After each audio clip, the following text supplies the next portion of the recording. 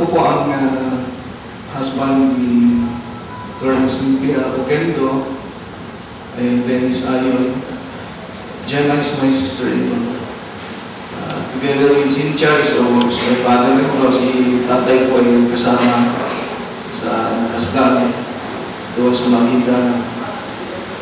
Si Cynthia po ay isang malaking kawalan sa pamilya. Iniwan kami, tatlo ng aming mga anak, age 6, 5, and 4. So, today is Cynthia's birthday. 36 years old siya ngayon. So, ang sakit ng ganitong pangyayari. Hindi na siya umabot sa birthday. Nung nakita sila, tumawag siya sa ate kong isa. Ay, okay ka na dito kasi maraming old friends. Kasi yung eldest brother namin was a media practitioner dati nung younger days niya.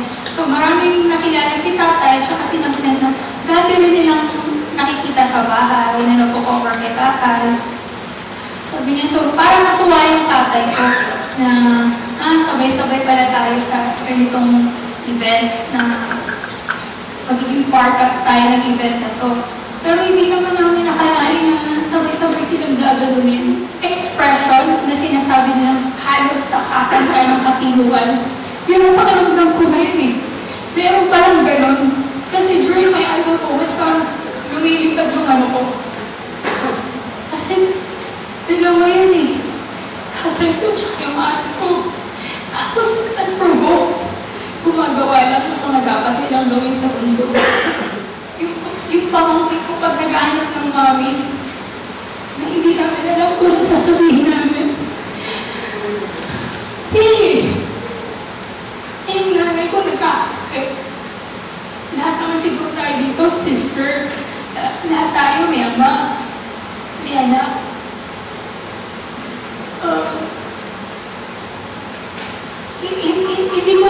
Hindi ko ma-explain bakit ganito ang nangyayari. Ang description sa akin nung magkaka-discover nila, para siyang layered cake. So you have bodies, vehicle, soil, compacted soil, and then bodies, vehicle. And so, ganun siya